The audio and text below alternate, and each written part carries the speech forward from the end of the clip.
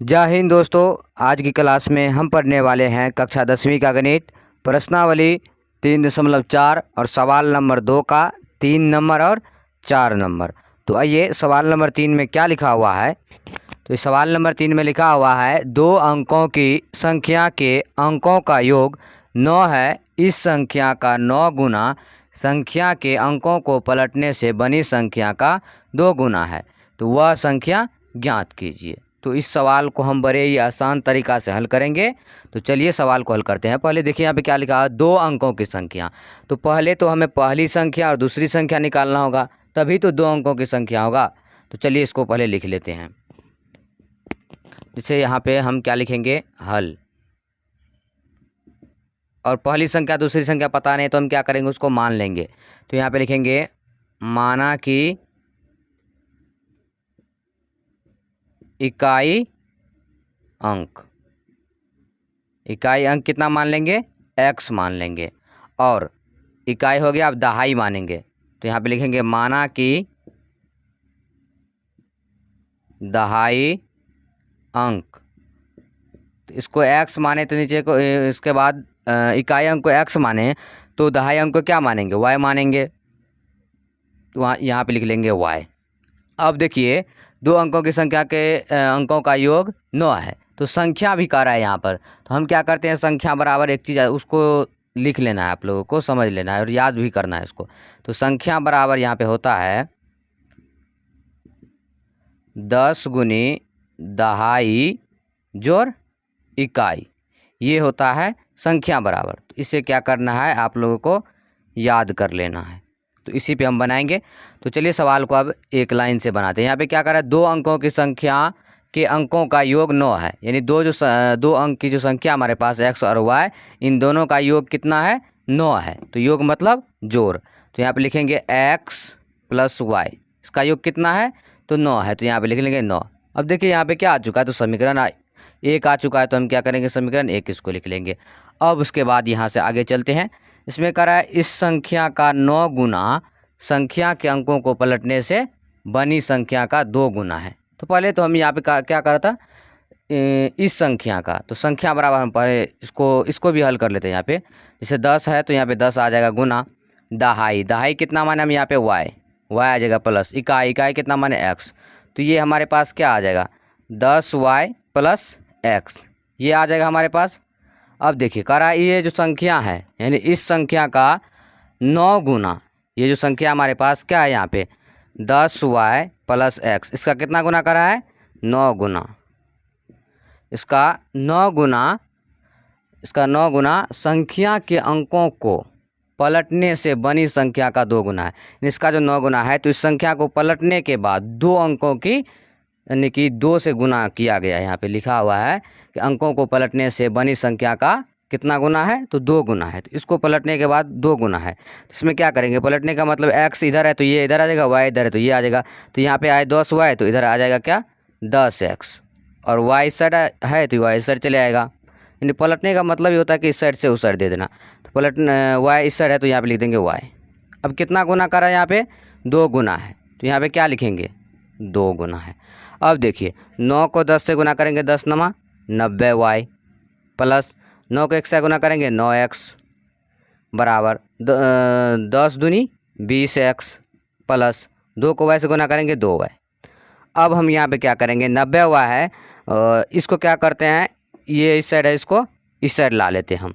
जैसे क्या है यहाँ पे 20x प्लस 2y, और ये जो पूरे का प्लस में है, ये इस साइड इसको लेंगे तो किस चीज़ में आ जाएगा, माइनस में आ जाएगा।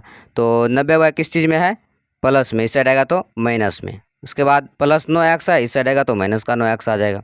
अब यहाँ पे देखिए क्या है, 20x और 9x, 20x प्लस में 9x माइनस में। तो 20x में से 9x जाएगा, कितना बचेगा 11x। फिर देखिए यहाँ पे 2y प्लस में है, 90y किस चीज़ में, माइनस में। तो क्या आ जाएगा यहाँ पर 88y माइनस में आ जाएगा।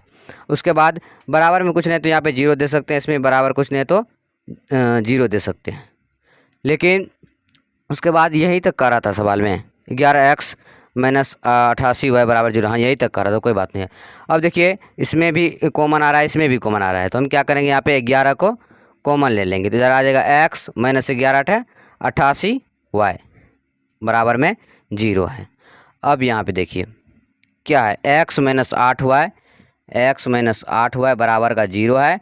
ये गुना में 11 है, इस साइड ले आएगा तो किस चीज़ में हो जाएगा, भागा में। और जब 11 से 0 में भागा देंगे तो कितना आ जाएगा, 0 ही आ जाएगा। तो ये क्या आया हमारे पास, समीकरण 2। अब हम किस नियम से बनाएंगे, तो विलोपन विधि से बनाएंगे। समीकरण 1 और समीकरण 2 हमें निकल चुका है, तो अब यहाँ पे लिख लेंगे हम विलोपन विधि से।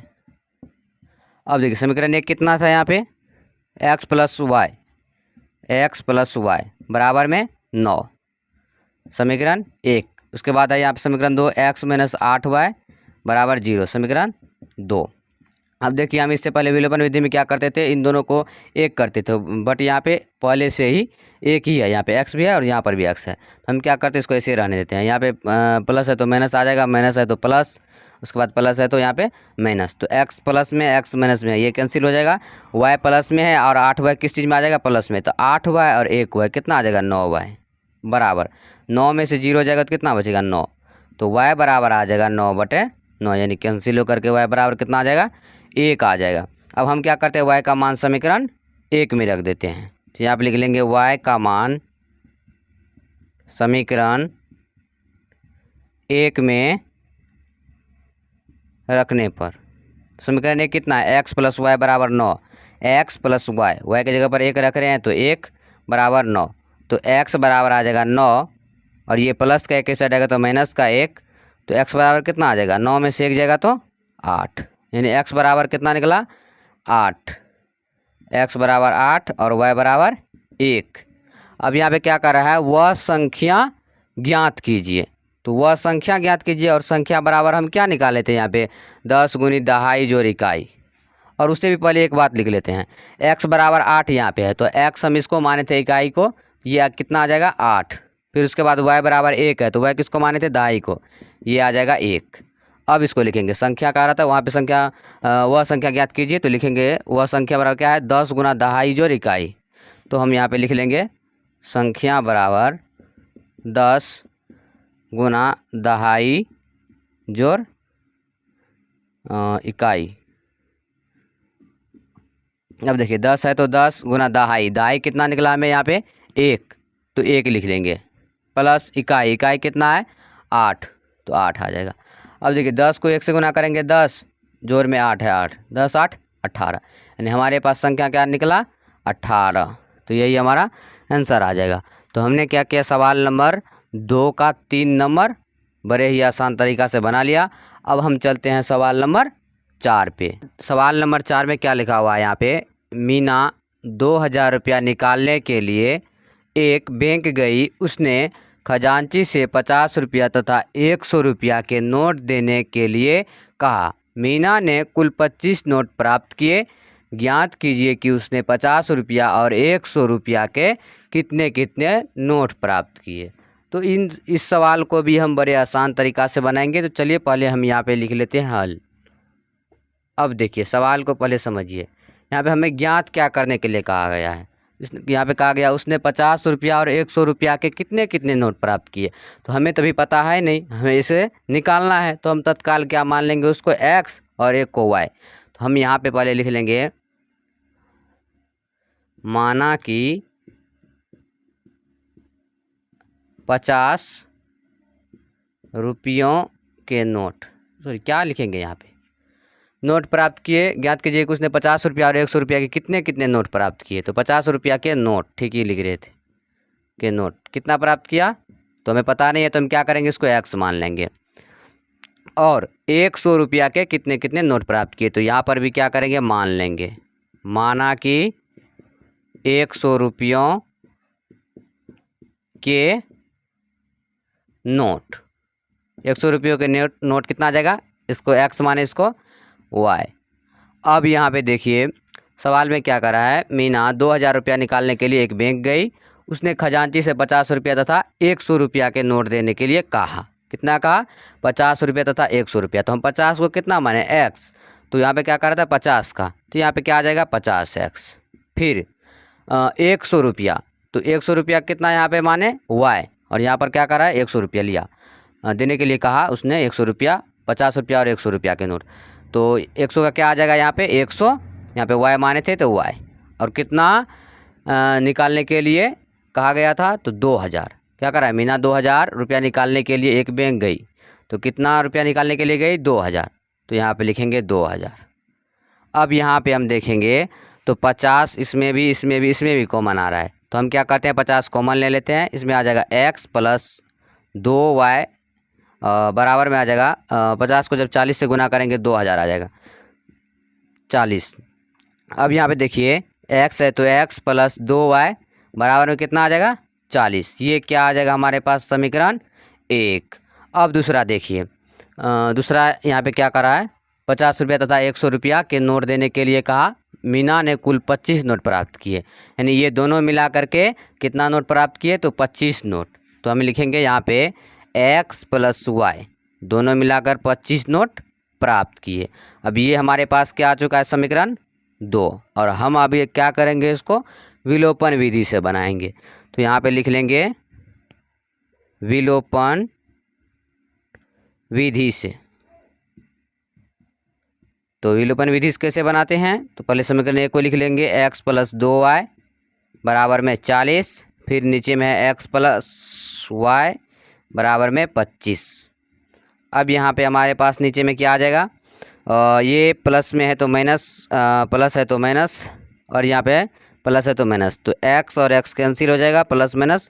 उसके बाद 2y प्लस में है 1y माइनस में, तो 2y में से 1y जाएगा तो 1y बचेगा बराबर 0 में 10 में से 5 जाएगा 5, 3 में से 2 जाएगा 1, 15, यानी y बराबर हमें कितना निकला 15। अब हम y का मान क्या करेंगे समीकरण 1 में रख देंगे, इसको यहाँ पे लिख देते हैं।